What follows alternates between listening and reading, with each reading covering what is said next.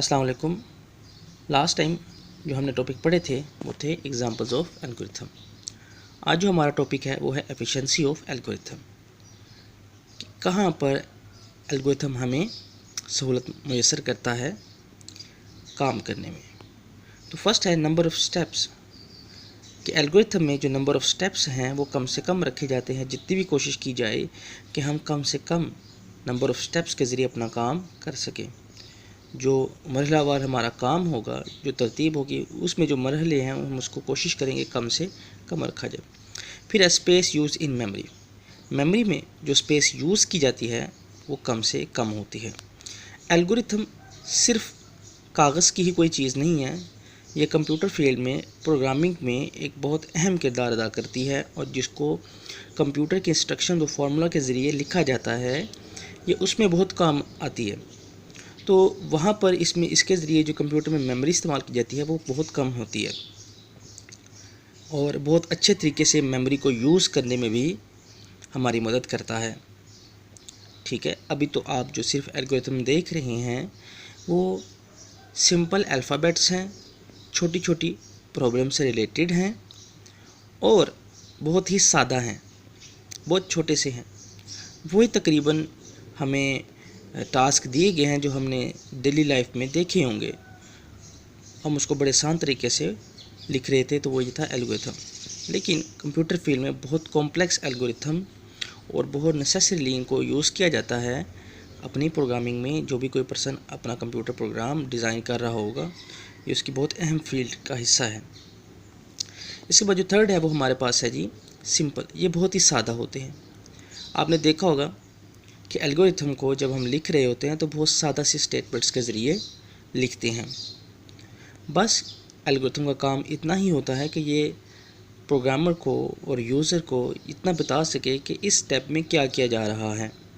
उसको बस उसकी लॉजिक प्रोवाइड करता है कि यहाँ पर क्या काम किया जा रहा है, ताकि समझ आ जाए उसको कि किस तरतीब से, किस मरहलावार तरीके से ये काम किया गया है।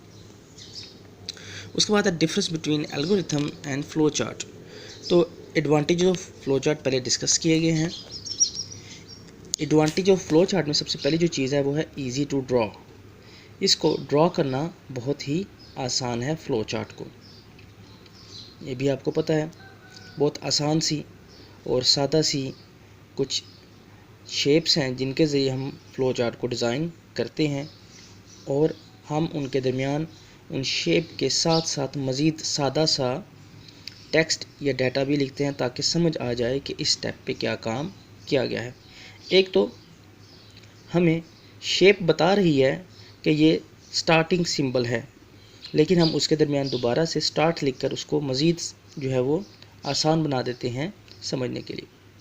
तो इजी टू ड्रॉ है, बहुत आसानी से ड्रॉ किया जाता है, सिंबल्स लिखी जाती हैं और साथ में उनके अंदर कुछ छोटा सा डाटा, और बस हमारा काम हो गया। इसी वजह से इसको बोला गया इजी टू ड्रॉ। इसके बाद इजी टू अंडरस्टैंड, वही चीज़ इसमें आ जाती है कि ड्रॉ करने के साथ साथ इन सिंबल्स में हम छोटा छोटा डाटा भी लिखते हैं, थोड़ा थोड़ा डाटा, जो सिंपली ये बताता है कि क्या काम यहाँ पर किया गया है। वही एग्जांपल कि जैसे हम स्टार्ट सिंबल लिखते हैं, तो स्टार्ट सिंबल ने बता दिया कि यहाँ पे स्टार्ट हो रहा है, लेकिन हम उसमें दोबारा भी स्टार्ट लिखेंगे। उसके बाद इनपुट सिंबल ये बता देगी कि यहाँ पर डाटा को इनपुट किया जा रहा है, लेकिन हम उसमें दोबारा से लिखेंगे कि इनपुट डाटा या वेरिएबल हो N1 और N2, तो वो मज़ीद उसको समझने के लिए आसान कर देगा। इसके बाद जो हमारे पास है इजी टू आइडेंटिफाई एरर्स, इसको इजी टू डिबग भी बोला जाता है, लेकिन बुक पे लिखा हुआ था इजी टू आइडेंटिफाई एरर्स, तो मैंने वैसे ही लिखा है। एरर्स को ढूंढना, तलाश करना बहुत आसान होता है थ्रू दी फ्लो चार्ट। क्यों? क्योंकि जब आप फ्लो चार्ट को कैरी करते हैं तो आपको समझ आ रहा होता है कि मैंने क्या स्टेप किया है, यहाँ पर इसका आंसर कंप्लीट हो गया, और नेक्स्ट जो है वो मैंने किस स्टेप की तरफ बढ़ना है। तो फिर वहाँ पर जो एरर आएगा हम उसकी जानिब ईज़िली निशानदेही करके उसको रिमूव करने की कोशिश करते हैं। फॉर एग्ज़ाम्पल कि मैंने स्टेप 1 किया, हाँ जी ये क्लियर हो गया। स्टेप 2 किया, हाँ जी ये भी क्लियर हो गया। स्टेप 3 किया, हाँ जी ये भी क्लियर हो गया। स्टेप 4 में जो है वो एरर आया है। तो बड़ी इजीली मैं स्टेप बाय स्टेप जब चल रहा हूँगा तो मुझे एरर का समझ आ जाएगी, एरर का पता चल जाएगा कि जब मैंने 4 को किया तो 4 के बाद 5 या 7 करना पड़ा, ठीक, लॉजिक को मुझे चेंज करना पड़ा, या कहाँ तक मेरा प्रोग्राम सही था और कहाँ पर गड़बड़ाई। तो फ्लो की मदद से उस एरर को डिटेक्ट करना आसान होता है। आसान से लफ्ज़ों में आपको बता रहा हूँ। Easy to understand flow. Fourth जो इसका एडवांटेज है कि फ़्लो को अंडरस्टैंड करना बहुत ही आसान है।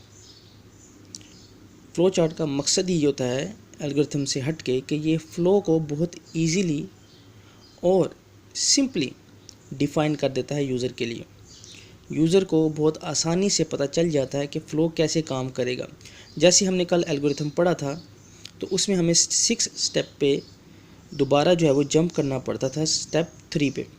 तो फ़्लो चार्ट जब होता तो हमें बहुत आसानी से समझ आ जाती थी कि 6 जो है वो स्टेप जंप करवा रहा है प्रोग्राम को स्टेप 3 पे। लेकिन वो क्या था, एल्गोरिथम, जिसकी वजह से मुझे बार बार आपको बताना पड़ा कि अब 6 से हम जो है वो स्टेप 3 पे जंप करेंगे। हर प्रोसीजर के बाद मुझे आपको ये इन्फॉर्म करना पड़ा कि हम 6 स्टेप से जंप करेंगे स्टेप 3 पे। इसके बाद एडवांटेजेस जो हैं, एडवांटेजेस में हमारे पास क्या है कि टाइम कंज्यूमिंग, ये काफ़ी टाइम लेता है, थोड़ा सा जो है वो एल्गोरिथम की निस्बत ये बनाने में काफ़ी वक्त लेता है। आपको भी पता है शेप्स होंगी, ड्रॉ लाइंस होंगी, ठीक है, उनको एक्यूरेटली ड्रॉ करना होगा, फिर वही चीज़ें उसके बीच में लिखनी होंगी। बनिस्बत ये कि सिर्फ एल्गोरिथम में उन छोटी चीज़ों को, उन छोटे से डाटा को, सिंपल डाटा को लिखना होता है।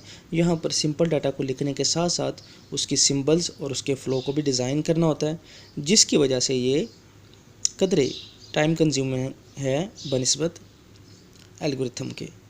उसके बाद है मॉडिफाइंग इज़ नॉट ईजी। इसमें जो स्टेप्स हैं और जो फ़्लो चार्ट है उसको मॉडिफाई करना, चेंज करना, तरतीब को आगे पीछे करना बहुत ही मुश्किल है, इज़ नॉट वेरी ईजी। और बाज़ औक़ात तो ये कॉम्प्लेक्स फ़्लो चार्टिंग में ये नामुमकिन है और हमें अपना फ़्लो चार्ट दोबारा से रीड्रॉ करना पड़ता है।